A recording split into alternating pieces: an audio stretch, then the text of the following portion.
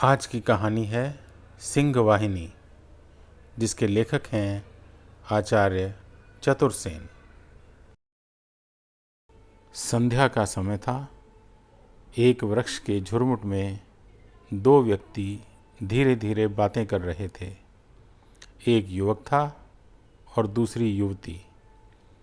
युवक ने कहा, ओह, जीवन का मूल्य कितना है, चलो भाग चलें, मैं इस खद्दर को भस्म किए देता हूँ। और देश प्रेम? युवती ने कहा, भाड़ में जाए। युवक बोला, और वह वीर भाव नष्ट हो। और वो बड़े बड़े व्याख्यान वो बकवास थे। तुम ही तो थे वे। युवती ने कहा, जब था तब था, और अब मैं और तुम, चलो भाग चलें। और आज की सभा में फिर युवती ने पूछा, मैं नहीं जाऊंगा। क्यों? मुझे सूचना मिल चुकी है कि आज मेरी गिरफ्तारी होगी। तब वे हजारों भोले भाले मनुष्य सब जहन्नुम में जाएं। युवती चुप हो गई और युवक ने कहा, क्या सोचती हो? कुछ नहीं। कब चलोगे, कहाँ चलोगे? युवती ने पूछा। यह फिर सोचेंगे। आज रात की गाड़ी से पश्चिम को कहीं का टिकट लेकर चल दो, फिर शांति से सोचेंगे। अच्छी बात है। मुझसे क्या कहते हो? रात को 9 बजे तैयार रहना। और कुछ? युवती ने पूछा। कुछ नहीं। युवती युवक की प्रतीक्षा किए बिना चली गई। भीड़ का पार न था। रामनाथ जी का व्याख्यान होगा।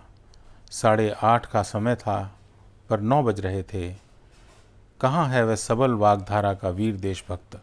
हजारों हृदय उसके लिए उत्सुक हैं। अनेक लाल पगड़ियाँ और पुलिस सुपरिटेंडेंट सुनहरी झब्बे में लोहभूषण छिपाए उसकी प्रतीक्षा में थे। सभापति ने ऊब कर कहा, महाशय, खेद है कि आज के वक्ता श्री रामनाथ जी का अभी तक पता नहीं है, अतएव आज की यह सभा यहीं विसर्जित की जाती है। इसी समय एक ओजस्वी स्त्री कंठ ने कहा, नहीं। आकाश चीर कर यह नहीं जनरव पर छा गया। भीड़ में से एक युवती धीरे धीरे सभा मंच की ओर अग्रसर हुई। मंच पर आकर उसने कहा, भाइयों, रामनाथ जी किसी विशेष कार्य में व्यस्त हैं। उनके स्थानापन्न मैं अपने प्राण और शरीर को लिए आई हूँ। मुझे दुख है कि मैं उनकी तरह व्याख्यान नहीं दे सकती, मगर मैं अभी इसी क्षण मजिस्ट्रेट की आज्ञा का विरोध करती हूँ। मैं अभी निर्दिष्ट स्थान पर जाती हूँ। आप में से जिसे चलना हो मेरे साथ चलें, किंतु जो केवल व्याख्यान सुनने के शौकीन हैं, वे कहीं से किराए का कोई व्याख्याता बुला लें। लोग स्तब्ध थे। स्त्री ने क्षण भर जन समुदाय को देखा, साड़ी का काछा कसा और चल दी। सारा ही जन समुदाय साथ में चल दिया। 2 घंटे बाद वह वीर बाला जेल की अंधेरी कोठरी में बंद थी। तुमने यह क्या किया? जो कुछ तुम्हें करना चाहिए था। मुझसे कहा क्यों नहीं? तुम इस योग्य ना थे। अब तुम जाओ, मैं यही तुम्हारे स्थान पर हूं। मैं जाऊं तब क्या करोगे? मैं कहूं, अवश्य। और तुमसे? हाँ, मुझसे। युवती जोर से हंसी। इस हंसी में अवज्ञा थी।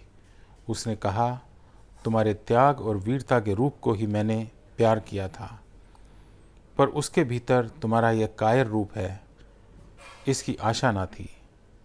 जाओ, चले जाओ। हिंदू स्त्री एक ही पुरुष को जीवन में प्यार करती है। मैंने जो भूल की है उसका प्रतिशोध मैं करूंगी। जाओ प्यारे, जीवन बहुत अमूल्य है। इतना कहकर युवती कोठरी में पीछे को लौट गई। वार्डर ने युवक को बाहर कर दिया। 4 मास बाद युवती ने जेल से लौटकर सुना कि रामनाथ का यश दिग्दिगंत में व्याप्त है। वह इस समय जेल में है। इन 4 मासों में उसने वीरता की हद कर दी है। वह किसी तरह ना रुक सकी। जेल में मिलने गई। रामनाथ जेल के अस्पताल में विषम ज्वर से भुन रहा था। कैसे हो? युवती ने पूछा। ओह, तुम आ गई? देखो कैसा अच्छा हूँ। मुझे क्षमा करो, मैंने तुम्हारा अपमान किया था। युवती बोली। तुमने मेरे मान की रक्षा किस तरह की है, यह कहने की बात नहीं। युवक ने कहा। अब मैं मरूंगा नहीं, आकर फिर कर्तव्य पालन करूंगा।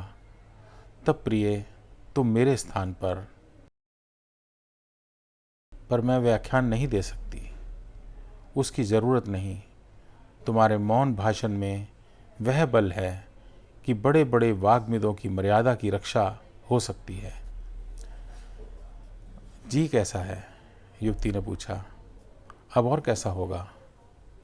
युवक ने उत्तर दिया। मैं आशा करती हूँ शीघ्र अच्छे हो जाओगे और बाहर आकर अपनी सिंह वाहिनी को युद्ध करते अपनी आंखों से देखूंगा। युवक ने कहा। युवती ने कहा, क्या अब मुझे आज्ञा है? यही कि जब मैं कायर बनूं, अपना प्यार और हृदय देकर मुझे वीर बनाए रखना। युवक ने उत्तर दिया।